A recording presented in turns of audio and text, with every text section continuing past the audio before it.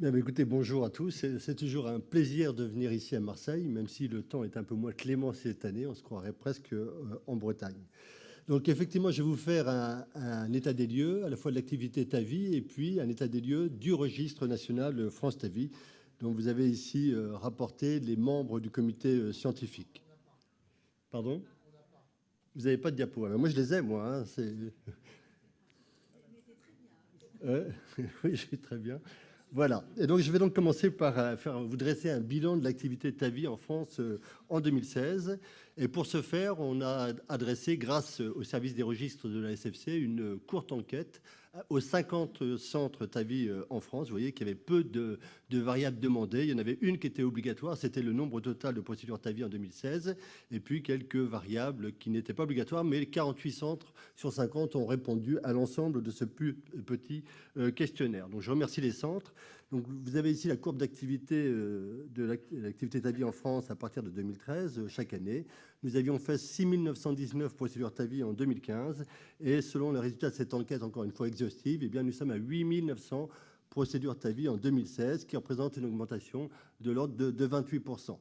Et donc, si on se projette au-delà de l'année 2016, eh bien, on peut imaginer qu'en 2017, nous allons nous rapprocher des 11 000 procédures. Ici, la répartition de cette activité TAVI au niveau des 50 centres, vous voyez qu'il y a une certaine variabilité dans le nombre de procédures réalisées par chaque centre, mais on arrive à une moyenne de 178 procédures par centre, ce qui représente environ 15 procédures par mois et par centre. Et ici, sur la diapositive suivante, eh bien, je vous ai répertorié un petit peu ces 50 centres en fonction du volume d'activité. Et c'est ce que vous avez représenté sur ce camembert. Vous voyez que 2 centres ont une grosse activité. Hein. C'est des centres qui sont situés plutôt dans le sud de la France, au sud de la Loire en tout cas. Et 18 centres ont une activité entre 200 et 400, 18 entre 100 et 200. Donc vous voyez une répartition assez inhomogène de ce volume d'activité par centre. Maintenant, lorsqu'on regarde le type de valve implantée en 2016, toujours sur cette enquête réalisée en tout début d'année, on voit que l'on retrouve 60% de valves Edwards implantées, 40% de valves Medtronic et puis 1% de valves autres. En ce qui concerne la voie d'abord, je vous montrerai tout à l'heure qu'il y a une progression constante de la voie fémorale, puisque 88% des procédures ont été réalisées en 2016 par voie fémorale. Donc ça, c'était les résultats de cette courte enquête réalisée en début d'année. Je vais maintenant vous faire un point sur les inclusions dans ce registre, qui est le registre France TAVI, qui, je vous le rappelle, avait été mis en place en 2013. Donc on observe la même croissance, évidemment, dans France TAVI que sur la courbe d'activité que je vous ai montrée, avec 6 704 procédures TAVI renseignées dans France TAVI en 2016, et on a mis comme variable indispensable la date de procédure et la date de consentement renseigné, puisque ça c'est un prérequis important pour le service des registres de la SFC. Donc c'est une question qui m'est souvent posée, de savoir quel est le pourcentage de procédures TAVI renseignées dans France TAVI. Eh bien, on retrouve en 2016 75% des procédures renseignées dans France TAVI, ce qui est quand même déjà un excellent résultat. On n'a pas encore toutes les données de 2016, donc on va se rapprocher des 80% qui était le taux observé les années précédentes. 80 et 85% des procédures TAVI sont effectivement renseignées dans le registre France TAVI. Alors, quelques données assez rapidement, puisque j'ai peu de temps, mais pour vous montrer un petit peu l'évolution, et en particulier l'évolution dans la sélection des patients. Et ça, c'est des données qui sont importantes vis-à-vis de nos tutelles. Si on regarde l'âge moyen de la population, eh bien, cet âge moyen change peu depuis 2013. On reste raisonnable dans nos indications. On n'a pas étendu nos indications de façon brutale aux patients plus jeunes, puisque vous voyez que l'âge moyen reste de environ 83 ans, avec une certaine constance au fil du temps. La proportion d'hommes reste la même. Il y a autant de femmes que d'hommes qui sont traités de façon constante au fil du temps.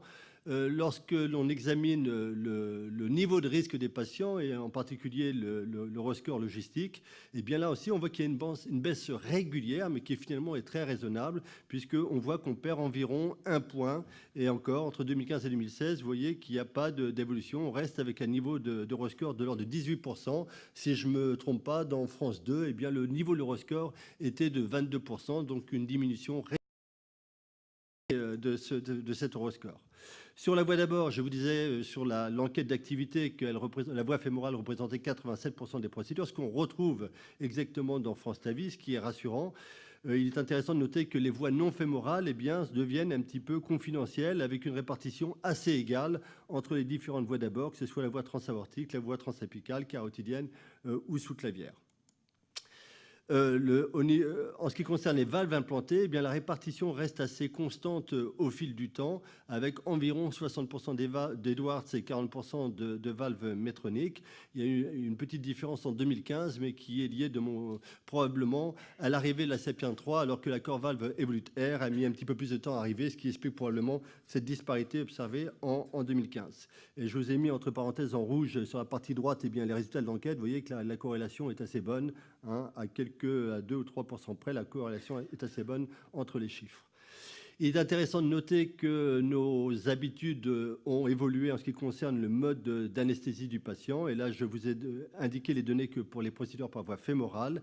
Et là, on voit que l'anesthésie générale a perdu une partie importante de sa place, puisque en 2016, seuls 26% des procédures fémorales ont été réalisées sous anesthésie générale. Le lieu de réalisation, là aussi, c'est assez intéressant de noter que le pourcentage de TAVI réalisé dans nos 4 labs eh bien, baisse régulièrement. Peut-être que vous aurez des commentaires à faire là-dessus, que le pourcentage en salle hybride augmente régulièrement. Et puis, on voit qu'en 2015 et 2016, eh bien, un petit pourcentage de procédures ont été réalisées en bloc opératoire. Et là, je vous parle bien des TAVI par voie fémorale. Donc, c'est intéressant de noter ces évolutions. En ce qui concerne le taux de succès de la procédure, vous savez que depuis France 2, ce taux de succès est élevé, mais on continue à avoir une augmentation, puisqu'on est passé de 96% à plus de 98% de succès immédiat de procédure. La durée du séjour, un sujet sensible pour nos amis rouennais, Eric qui va intervenir tout à l'heure. On voit qu'on reste sur une durée médiane d'hospitalisation en cardiologie qui reste assez élevée et qui baisse finalement assez peu au fil du temps. On est passé de 9 jours à 8 jours en 2016. Et là aussi, c'est une question qui m'avait été posée lors des journées européennes, et bien de regarder de façon plus fine, regarder aussi la durée le délai entre la procédure et la sortie, non pas la durée totale d'hospitalisation. Et donc, on voit que ce délai médian entre la procédure et la sortie reste de 7 jours. Donc, je crois qu'il y a un travail certainement important à faire, et c'est d'autant qu'on observe sur cette diapositive une hétérogénéité assez importante entre les centres. Certains centres ont une durée médiane de 4 jours, et puis sur la partie droite, on arrive à 10 jours de durée médiane d'hospitalisation au décours de la procédure. Alors, nous avons un très beau registre national, je pense vous l'avoir montré. Quel est l'état de la publication, et en particulier la publication de l'étude Princeps. Donc, dans cette étude Princeps, eh bien, on a décidé de se référer à la série historique France 2, et donc on comparait les résultats de France Ta Vie 2013, 2014, 2015 aux données de France 2. Donc, on a visé assez haut, peut-être trop haut, au niveau JAMA et du Lancet, et le papier n'a pas été accepté. D'ailleurs, il a été refusé assez rapidement, en particulier au niveau du Lancet. Et donc, on a resoumis le papier au JAC, et on l'a resoumis le 8 janvier dernier. Donc, pour l'instant, on n'a pas de nouvelles. J'espère qu'on arrivera à publier. En tout cas, dans tous les cas, bien sûr, l'objectif est de publier ces résultats. Et ce qui autorisera ensuite eh bien, de travailler sur cette base et de réaliser des études ancillaires. Et donc, un certain nombre de centres se sont déjà positionnés sur les études ancillaires. C'est bien l'objectif de ces données, c'est de les exploiter.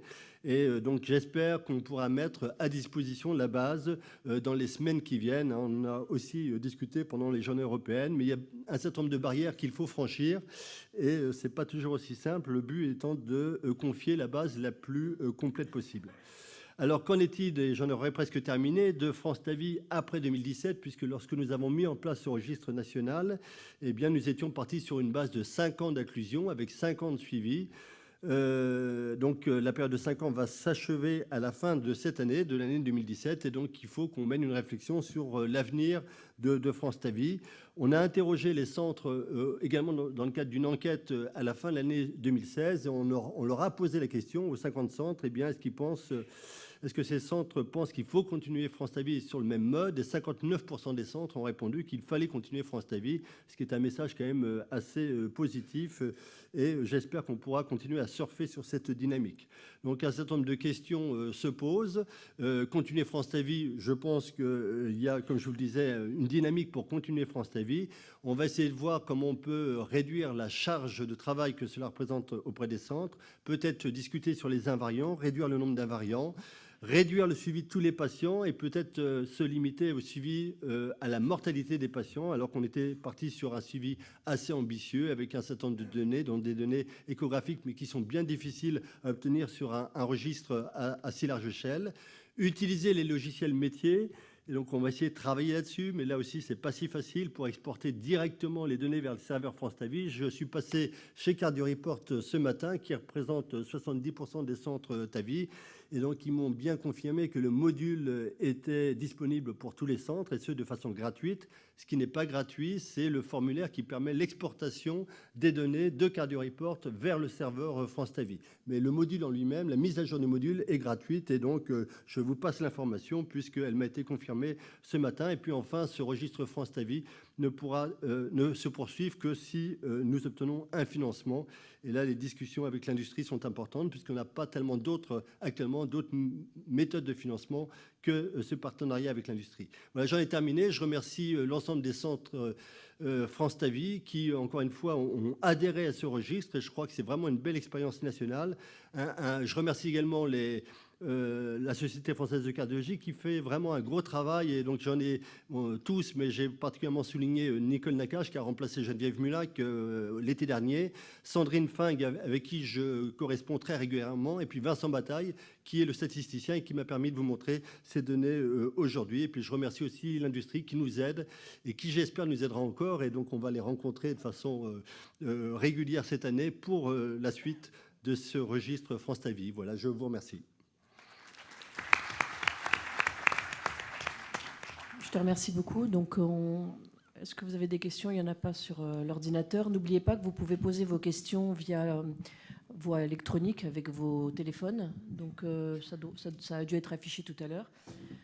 Donc, s'il y a des questions.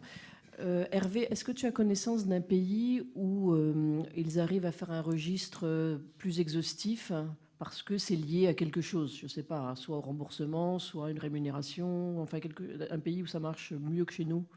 Eh bien, non, je n'ai pas cette information. Je sais qu'il y a le registre allemand qui fonctionne assez bien, mais en dehors de ce registre qui est mené en Allemagne, non, je n'ai pas de connaissance de registre qui fonctionne aussi bien que nous et de façon aussi exhaustive. Augusto, madame? Aux États-Unis? Aux États-Unis, on a le STS. Si on ne rentre pas les données, on n'a pas de remboursement. C'est absolument lié. Alors, tout le monde le fait et c'est très exhaustif et ça marche bien comme ça. Est-ce que ce sont des données au long cours ou simplement les données hospitalières, par exemple? Alors ça, c'est hospitalier. Uniquement hospitalier? Je ne sais pas. Peut-être il y a 30 jours ou 6 mois, je ne sais pas. D'accord. Je rappelle qu'en France, on est obligé aussi de transférer nos données aux ARS, donc aux agences régionales de santé, tous les 6 mois. Par contre, il n'y a pas eu encore, à ma connaissance, d'arrêt de remboursement lié à l'absence de transfert de ces données. Hervé, tu nous as montré que la voie transfémorale était en pleine expansion. Est-ce que tu as une idée un petit peu des causes? Est-ce que c'est lié simplement à l'amélioration du matériel ou est-ce que les opérateurs deviennent un peu plus experts dans la gestion du périphérique? Est-ce qu'il y a une éducation qui a été faite de ce point de vue-là? Non, mais je pense que tu as apporté des éléments de réponse. Je crois qu'il y a deux choses. Il y a l'amélioration du matériel et puis c'est un petit peu comme la discussion qu'on a eue avec le MitraClip, avec l'expérience des opérateurs. Eh bien, on tente des procédures qu'on n'aurait pas forcément tentées par voie fémorale au début de notre expérience. Et je pense que c'est ces deux facteurs-là qui contribuent au développement de la voie fémorale. On a plus de complications vasculaires justement en 2015-2016. Est-ce que tu as cet élément de réponse? Alors ça, je n'ai pas cet élément de réponse-là. Mais ce qui est certain, c'est que je ne crois pas qu'il y ait eu de différence observée sur les 3 premières années. Je n'ai pas les résultats pour 2016, mais sur les 3 premières années, et c'est vrai que le taux de complications vasculaires reste quand même relativement élevé et de façon constante sur les 3 premières années du registre.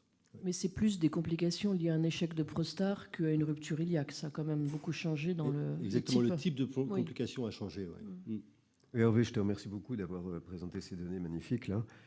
Il y a juste une question qui m'étonne un peu, c'est tu montres très clairement qu'il y a de plus en plus de voies fémorales, il y a de moins en moins d'anesthésie générale, mais par contre, il y a de plus en plus de salibride utilisé pour cet avis. Donc, je me demandais qu'est-ce qui expliquait qu'il y ait un glissement cathé-salibride, alors qu'on aurait pu s'attendre à l'inverse en quelque sorte. Mais oui, mais c'est parce que hybride et qu'un certain nombre de centres se sont positionnés auprès de leur direction pour obtenir une salle hybride, qu'ils ont obtenu cette salle hybride et qu'ils sont un petit peu obligés d'utiliser ces salles hybrides pour justifier leur demande. Et je pense que les choses se sont faites dans ce sens-là et qu'on s'aperçoit avec l'usage que ces salles hybrides peuvent apporter quelque chose, mais qu'elles génèrent souvent une lourdeur de fonctionnement. Quand on fait 3 ou 4 procédures dans une salle de coronographie, on n'en fait que 2 dans une salle hybride. Et donc peut-être qu'il y aura une marche arrière qui va être observée. Je ne sais mais pas, c'est très intéressant. dans les années qui On viennent. pourra observer ce qui se passe dans l'avenir, parce que Ouais. vraiment, c'est très différent de faire un TAVI en salle hybride ou en salle de cathétérisme. Je suis complètement d'accord avec ça. Les moyens, vous parlez à Rouen, on parle de procédures light, et dans les salles hybrides, souvent les procédures ne sont pas light. Et c'est la salle hybride qui a généré des procédures qui sont plus compliquées à mettre en œuvre. C'est-à-dire qu'à un moment, on a eu peur que cela devienne une obligation de travailler dans un environnement de salle hybride. Je pense que c'est pour ça que beaucoup de centres ont essayé de faire ça, et aussi pour faire les transapicales ou les transaortiques dans des conditions quand même de bloc et pas dans une salle de cathé. Le problème, c'est qu'il n'y en a pas beaucoup. Mais je crois que pour l'avenir de la technique, il est important de continuer à travailler à la fois dans le salle hybride quand on en a, mais de continuer à faire des procédures TAVI dans nos salles de coronographie. Les données ne te permettent en aucun cas d'avoir une idée du taux de conversion à la chirurgie. Taux de conversion chirurgicale, si on l'a, le taux de conversion il est assez stable, c'est de l'ordre de 0,5%. 0,5%, peut-être la dernière année qu'on a soumis au JAC, ça doit être la dernière année en 2015, on doit être à 0,3% si je ne me trompe pas, de taux de conversion chirurgicale. Vasculaire et cardiaque? Non, cardiaque. Ouais.